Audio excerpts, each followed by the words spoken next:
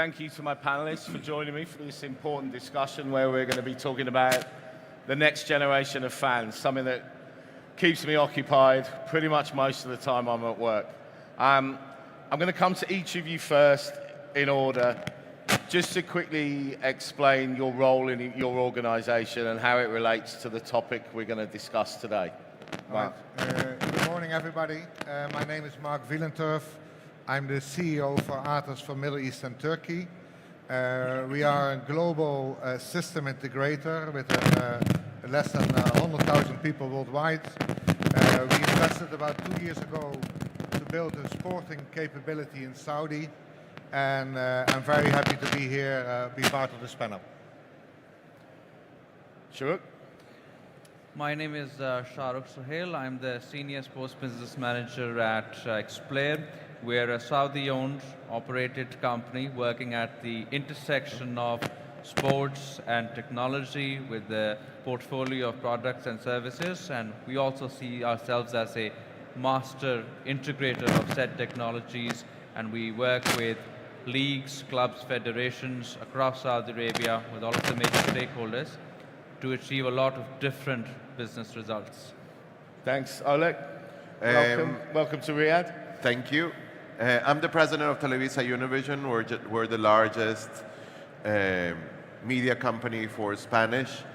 We produce over 10,000 hours of sports a year, broadcast in the US, Mexico, Central America, and Latam, everything from radio all the way through linear, cable, and streaming. Mohammaed. My name is Mohammaed Basrawi. I'm the GM of Marc Content and SPL, so I oversee marketing, communication, and content operations in the league. Fantastic. So we've got a lot of different perspectives to look at the topic today. I want to ask each of you quickly, if you could name one defining characteristic that identifies the next generation of fans from what we might call legacy fans or traditional fans, what would that be in your opinion, Marc? Yeah, in my opinion, it will be personalization. Yeah, I think providing content, it's not 90 minutes. It's giving, taking, especially for the Z generation. They're looking for multiple devices, and we need to provide a kind of personalized experience to them. Sure. So for me, I think the word sportainment really captures this perfectly well. Those lines have been drawn, and they've been drawn for a long time, but increasingly over those years, those lines have become blurred, and I think sport no longer exists on its own. The line has truly been crossed, and that means that you're not looking at a match day once a week. You need to be out there 365 days a year, and it's no longer just about what's happening on the pitch. Olek? For me, it's attention span. It's for sure one of the behavioral changes that we're seeing more and more in terms of the new ways of consuming media. Yeah, I think most of the points has been said. Basically, we see the pattern of consumption intensifying after the 90, for example, and this is what people are looking for. They're looking for things that they do not see during the 90 or in regular broadcast, and yeah, that kind of relevance is becoming more and more the trend. Right. I'm going to dive deeper into Olek's point, because one of the things that we're seeing, and I think everyone on the panel has alluded to this, is around young fans and their evolving consumption of broadcast.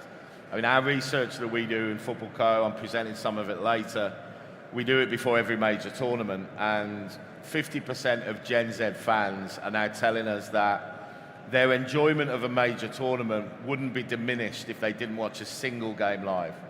They are massively engaged in it, but their consumption patterns is so fragmented, and that they just don't sit down and watch minute 0 to minute 90, and it doesn't impact their enjoyment. So is this something that you're also seeing? Clearly, you brought it up, Olek, and I'll come to you first. But how are you evolving what you do as a broadcaster to counter that and to engage with that audience? So I'll just give you a few examples. in our markets, and we see this across the world in general, the average time spent of a person watching a football game for the first time ever last year went under 45 minutes, right? Which means that people are watching less than one half of the game, right? On average. Obviously, the older you skew, the more people watch the 90 games, the younger you skew, you go lower. What's starting to happen is a combination of two things. One, the amount of inventory continues growing, right? I mean, Champions League decides to stretch it. World Cup now it's 104 games. Leagues like the Saudi League is becoming more interesting than it was before. Premier League is ever more interesting. So there's more and more and more, and there's still the same 24 hours a day, right? And what we're starting to see is, if you look at the media consumption of a single person, it accounts for about 34 hours a day, right? So if you take away 7 hours of sleep, it means that you're consuming media 27 hours a day. And the question would be, how can you consume 27 hours in a 24-hour day? And the thing is that people are watching or doing two things at the same time, right? You're listening to music, and at the same time, you're driving. At the same time, you're watching a show and you're browsing something. So what we need to make sure is that we cater to the different consumption patterns of the different generations. So if my son, my son is 14, incapable of watching a 90-minute show, but completely stuck with Fabrizio Romano or a 2-hour Mr. Beast video on YouTube, right? So we just need to be cognizant that when we go and acquire the rights to a league, let's call it the Saudi Pro League, we need to cater to that person that's going to watch 90 minutes, but we also need to work with the league in figuring out what is the product that we give to younger generations. Great. Marc, can you explain some of the enhancements that you're making in terms of developing a more dynamic and engaging product to tap into that? I believe attention span is a key thing, but I also believe the Z generation is quite important. I read a report that by 2030, 3.5 trillion of spending power this group has. And I believe that we need to give those people a voice and interact. If I go to a concert today, I see all the Z generation people be there for 2 hours, 3 hours, spending videos, ordering things, communicating. I think within sport we have not been that good in it. Yeah, and for an example, the fan, in my view, is not anymore looking after the club, but he's looking after the player. He's looking after the history. He's looking what he does in his private life. He's looking at statistics. He's looking at how he can react. I think sometimes there are more discussions on VAR than, for example, discussion on a goal. And people want to have an opinion, have a poll. And we as artists are very good in helping organizations or football clubs to see how to monetize this. Like, for example, the Z generation, they would like to have their food ordered on their seat. Yeah, they mostly have their phone. They want to interact. Seeing maybe gamification, yeah, is another thing. I think we need to really improve, and if you ask my view, is we need to give the Z generation a voice, and that is by monetizing the data and the information we have, and be much more clever with it. A bit like the sport. And if I go to football now, I see a female, I see a male, I see a much younger generation, and for example, let's say I'm 60, than my friends. Yeah, it's a whole different, and we need to play into that. Yeah, we need to listen and we need to think what those people want, and I think sometimes we're missing a trick in that. Okay, thanks, Marc. We'll move on to sort of fandom now, and and modern football fandom we talk about a lot. Football fans are not one homogenous group of people. Football fandom is now made up of multiple constituent communities. Now, they can be based on geography, it could be based on language, or it could be based attitudinally or behaviourally, or just what people want from their storytelling content. We address this at FootballCo by having multiple brands and franchises in terms of shows. We run around 18 brands to reach every different corner of football fandom. Can you share some examples as to how you're attempting to address this? Mohammed, I'll come to you first. I know you've been doing a lot on the geographical side of things and targeting SPL fans with a native sort of storytelling approach. Could you give everyone some examples of that? Yeah, absolutely. And I think that conversation is all linked. What our audiences are looking for, especially younger, when you go younger in demographic, they want stories tailored for them. They don't want the global kind of a universal message going to them. And us at the league, basically, we embrace that. The league now, we have 19 social media channels in 4 different languages, and we're expanding with that approach. And of course, we went on a different direction when it comes to even broadcast. So now we approach people like Zach Nani in France, for example, as a YouTuber first and broadcaster second.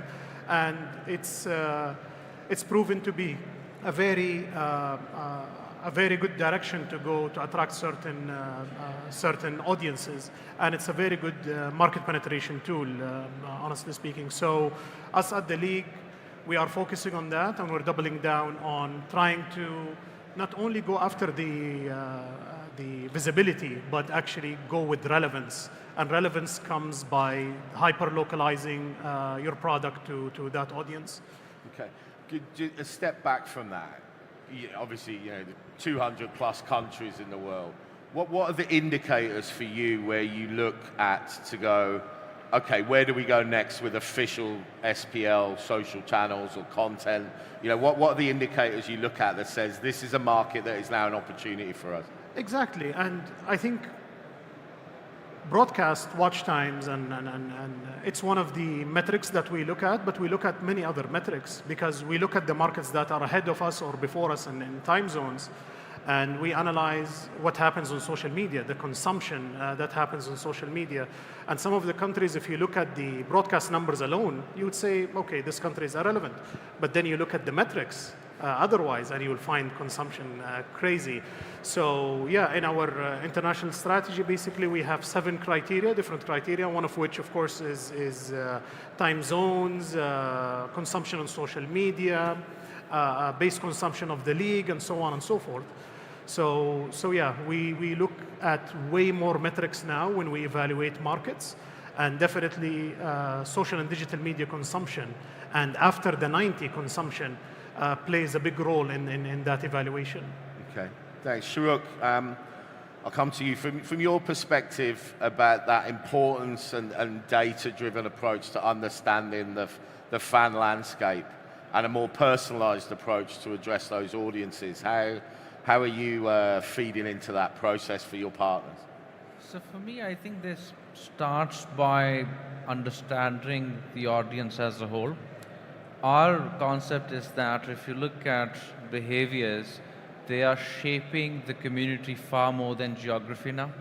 So you can see the previous aspect of tribal fans now looking towards more of a behavior-based approach. And the way that I would explain this is that you can broadly categorize them into certain age groups that will behave a certain way. You've got let's say a 50+ age group. Their method of consuming content is going to be very linear, right? And if you see certain qualitative observations, this audience would not really engage with the second screen as much as the other audiences. But as you start going down, you're entering a completely different environment that they're not only focused on what's happening on the pitch or on the screen, they're going to pull out their phone. We're all guilty of that. I'm not going to say that we're immune to it, but that opens up a completely new channel, and you cannot not be on that channel, right?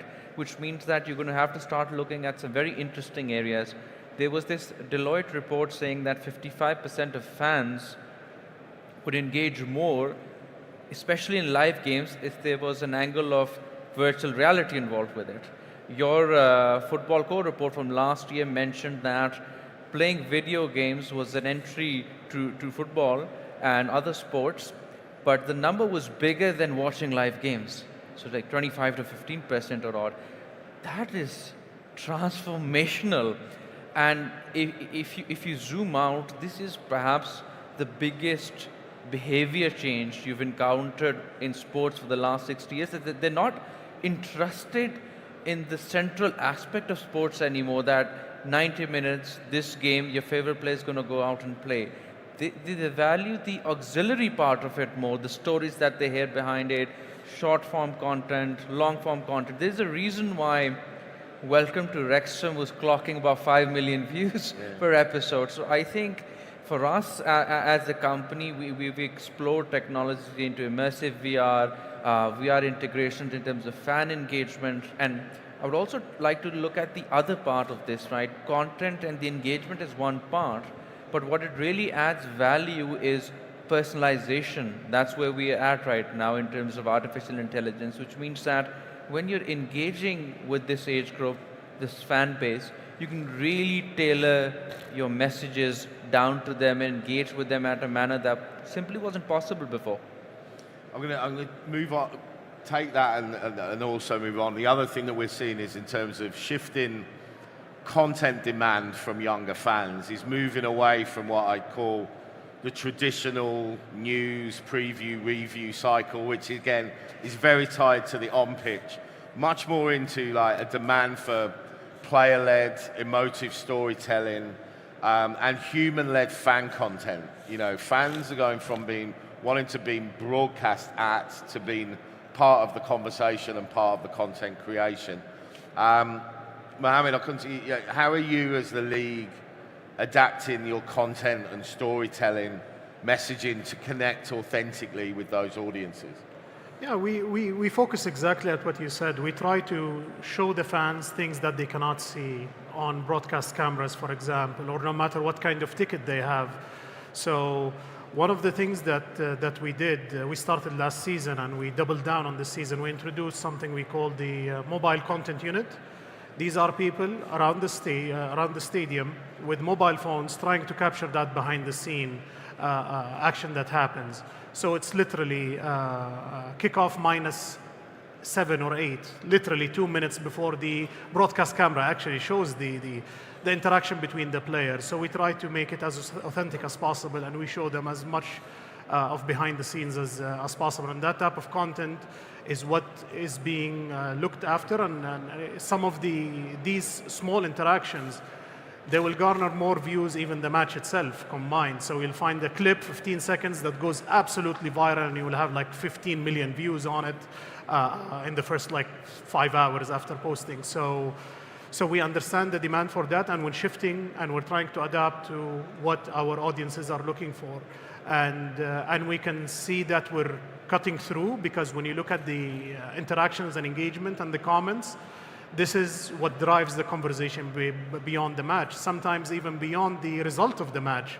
So winning and losing will be discussed a little bit, and then a certain moment that was captured in a certain context will be in the conversation for like 3-4 days, which is a very long time in this world, and you know that. Yeah. Olek, I'll come to you. It feels like we're entering, various people will tell you where we are on the cycle, but feels like we've entered sort of like the second golden age of sports documentary storytelling, you know, with a lot of the big streaming platforms tapping into it, not necessarily through live rights, although they are moving more into that space, but through really good quality documentary storytelling.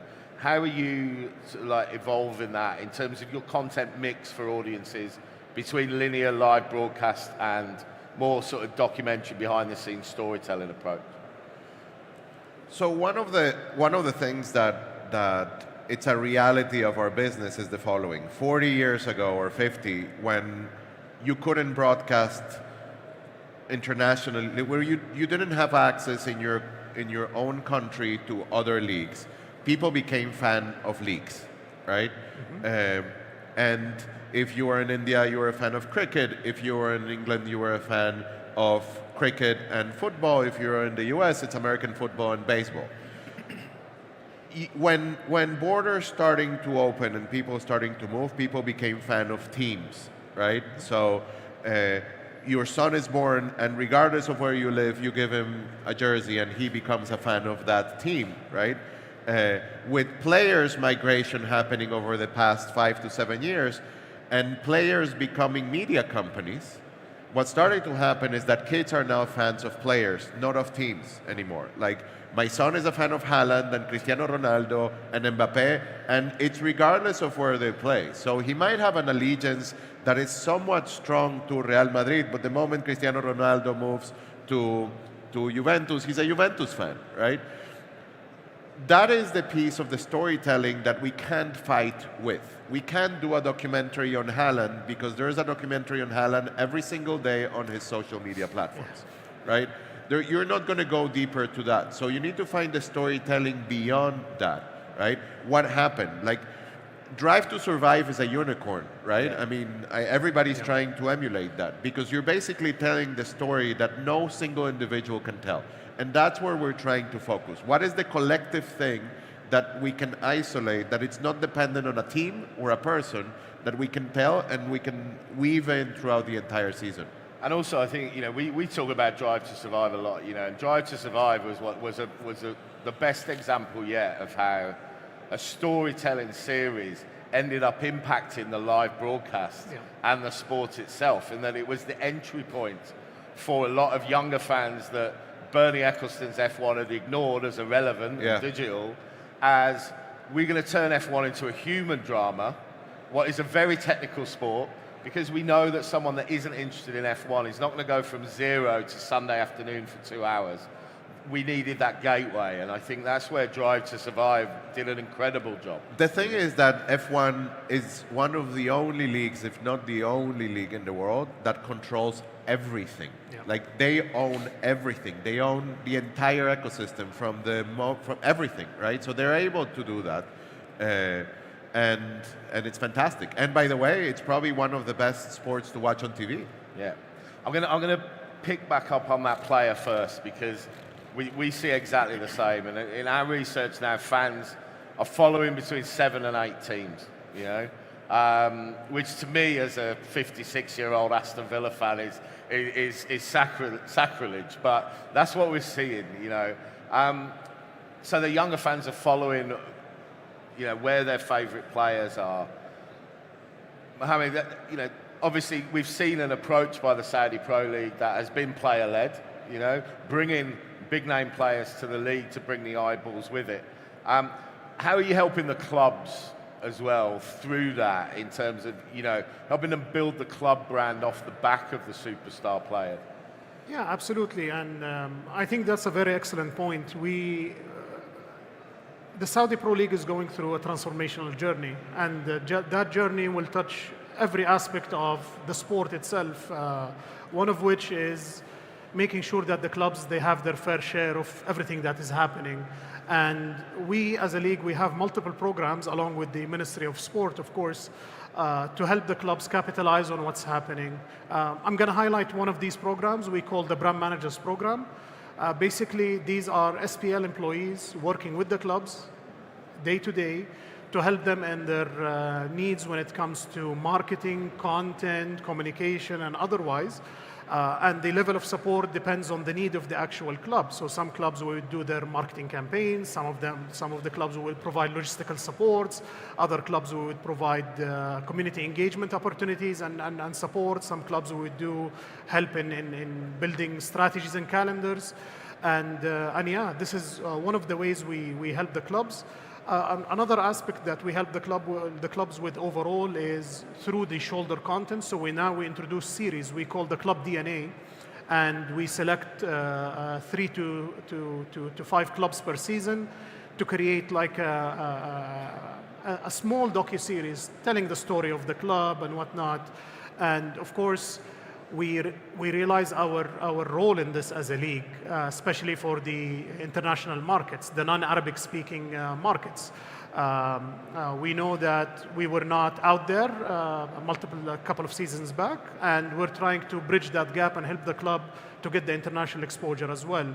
So I don't know if you noticed, last season we started to brand rivalries, for example. We doubled down on the branding of the Classico between Al-Hilal, Ittihad Hilal. The derbies of Jeddah, for example, now we call the Sea Derby, the capital derby here in Riyadh, and we have the Eastern Derby. So all of that is trying to bring the clubs to the main conversation. So when we go global, we go with the stories of the clubs rather than just what SPL is doing in terms of marquee players or big announcements or whatnot. So in everything we do, we always bring the clubs to the equation with us, because at the end of the day, yes, I agree, people are not fans of maybe clubs anymore, but definitely they're not fans of leagues. Yeah. So the clubs take the forefront of that message, and the narrative and story of the club needs to be at the forefront of everything we do.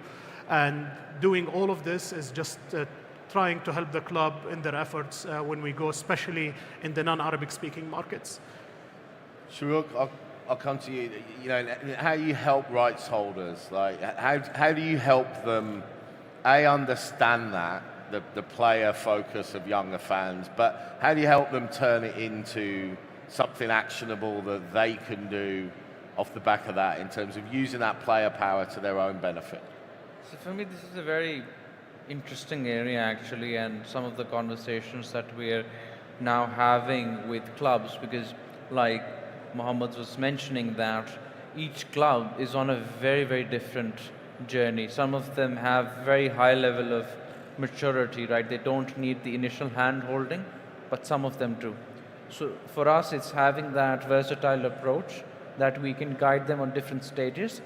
And for us, one of the big products that we push out in this situation is a customer relationship management system. So on the other hand, you have this large, wide scope of content across all channels that's coming in, but you need to feed this into a system that helps you understand what your fans are, right? How are they engaging with you? Because one of the subjects of our panel discussion is also successfully monetizing said fans.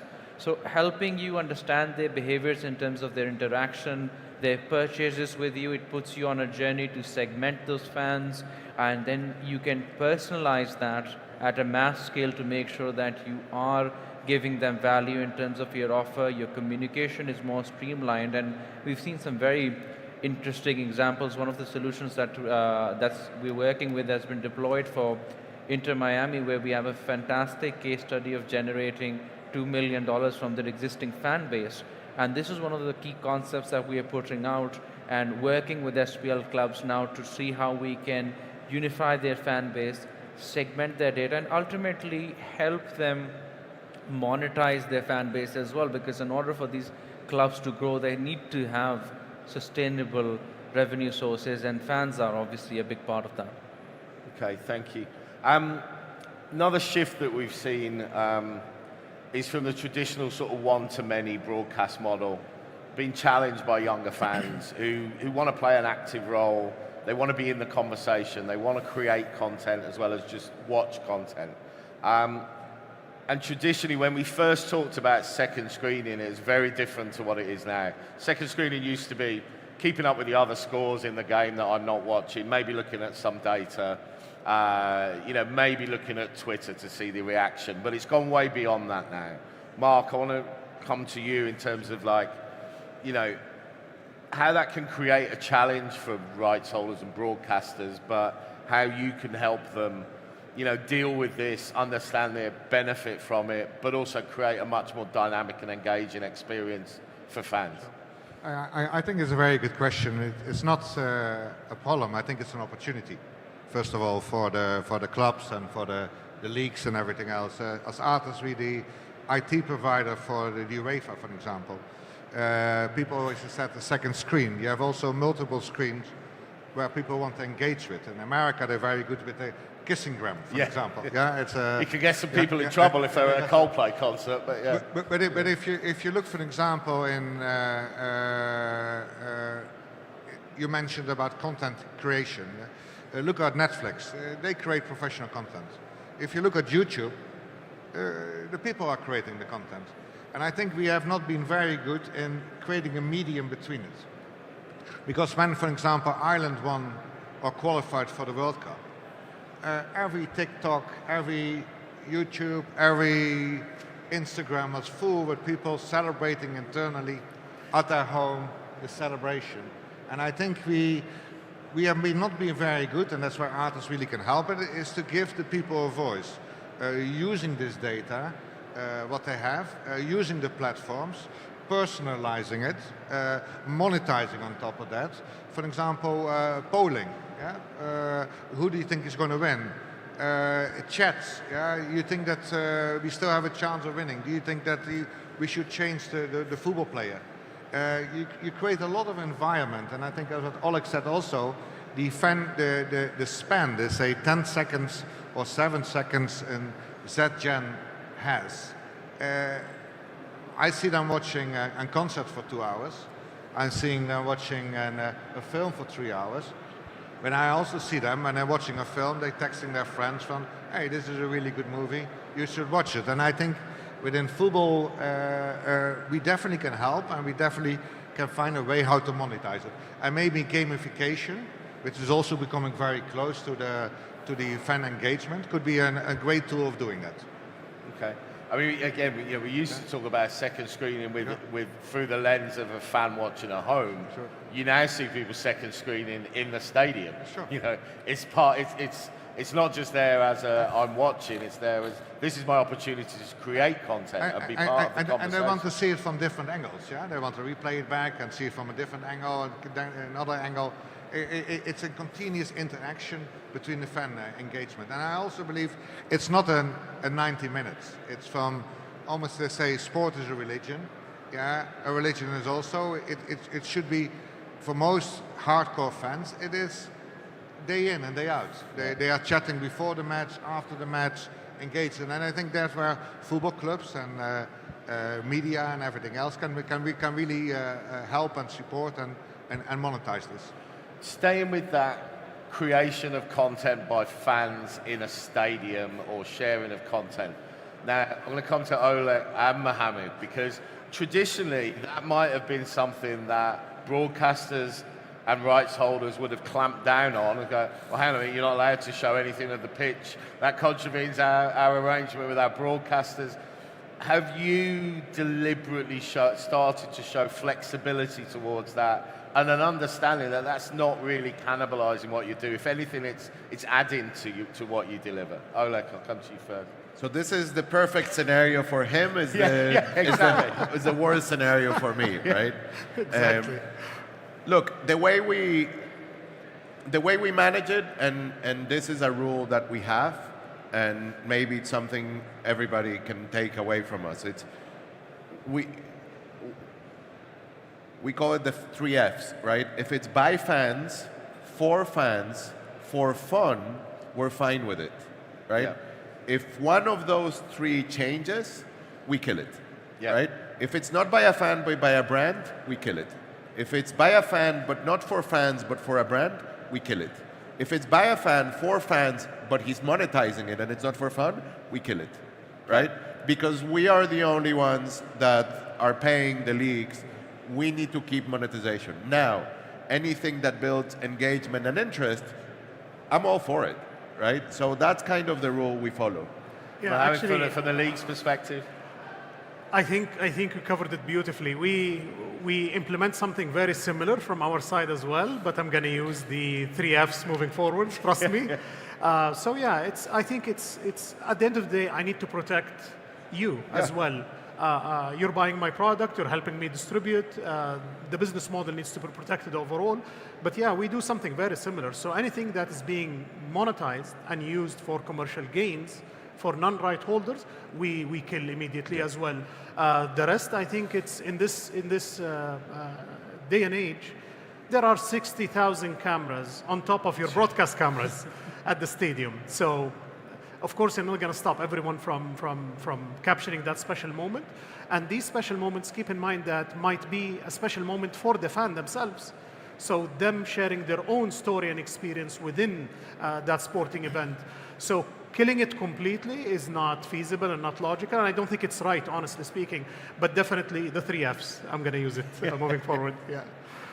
The last one I'm going to talk about is that fight for attention. You know, and often at events like this, I hear the sort of myth that young fans have got such a short attention span. But then on the other hand, they'll watch their favourite streamer for 3 hours straight. They'll binge watch the new series of Stranger Things for 8 hours. You know, so is it that, we always talk about the fact that, fans will generally make, the decision is this content going to entertain me? That's the quick decision that they make, not I can only watch something for 30 seconds or 60 seconds. So how do you present content that in a very, very short space of time convinces a young person that this is worth sticking with? And, how do you deliver that? Shahrukh, anything you can add on that? So for me, I think it's a very sad reality that we are boiling down complex stories that deserve a certain time span, and we have to condense it into bite-sized information for fans to consume. But you have to adapt. You have to adapt. If you don't do that, you're going to start missing out on massive fan segments. And for leagues, clubs, what I feel this means is that you've got to open what you thought was possible. I mean, you got to look at engagement throughout the year, and this sort of blends in not only on a contact aspect, but also the design of the club, because then you're not just a football club or a sports club, you are a factory for entertainment. You got to be producing moments that engage people on a daily basis, and it starts with not only content, but even your infrastructure. It has to be active throughout the year, 365 days a year, because that one game that you play in a week is just not cutting it anymore. So this is why you see fantastic example of the Tottenham Hotspur Stadium, if you guys have been, fantastic arena for entertainment, restaurants, you've got amazing concerts, and also you start tapping into all of that and you develop a content stream that engages. I hope, more clubs can come out with amazing content like Wrexham and engage fans in a different manner, but it isn't easy, right? Producing content, long form, short form, mid form, across, increasing number of social channels, it is very difficult. But I feel that what we were discussing before as well, the advent of AI makes that process a bit simpler. We might not have AI replacing those people, but we might have one-man production companies that are powered by AI and can deliver, the same value and the quality of workforce that is 100. So I think we are in for a massive revolution. I'm gonna pick up on that. I haven't had the flash and light yet, so I think we've still got 5 minutes at least. We were talking before we came on stage about AI. So I'm gonna come to each of my panelists to ask for an area where you are utilizing AI in your business and how it has streamlined it, changed it, or allowed you to do more with less. Marc, I think one with AI is personalization, on making sure you provide the contact in the right place, on the right platform, on the right time, and personalized to the individual. I think there's so much information. I think you mentioned 60,000 cameras. It's not only video AI. You can use with video AI if the people are happy, if they're smiling, the cameras. There's so much ways we can do it. And if you ask me, we sometimes we need to give this new generation a voice. And we have so much data and we have so much tools in front of us, but we're missing them. Like, for example, my old generation, when I watch football, I want to hear the commentary. My kids, they have the music on and they are chatting on their phone. And I said, why don't you listen to the commentary? And they say, yeah, but I'm following the match with my friends, and they're texting each other. And I think it's a new generation, and we should listen to them. And I think AI is an amazing tool, and we need to enable the clubs and the league. And I always say AI is a bit like 2,000 years ago, nobody could read and write. Now everybody can read and write. And 2,000 years ago, if you want to read, you go to the holy man, or you go to the person to ask to write. Now everybody can read and write, and the AI is mostly with the technology company. I think AI should be in the business. It should be in the commercial side, and I think we have still some work to do in that respect. Shahrukh, how are you integrating AI into your business? So for me, this is a very fun area because I've got two contrasting personalities, right? I'm sort of old school with certain habits of content, so I would love a nice cup of kava and reading a long form article. But I also realize that not many of the younger audiences like to do that. And what we've seen recently is that the visualization element has become so easy to depict when you're talking about fans or even business. Recently, for a major pitch, we were able to come up with a 2-minute video as close to real life as possible for a very complex idea that was distilled down into a 2-minute video for people to see. 3 years ago, this would have been like, half a production of Avatar to put it together. So I think if we're living in this world, we get tunnel vision about the possibilities, but if you zoom out and you see the possible applications, especially when it comes to the creativity part of it, it's immense. Olek, AI and your business? For us, I would say 3 things: editorial automation, automatic narration and translation, and virtual cameras. Those are the 3 things we use on an almost everyday basis.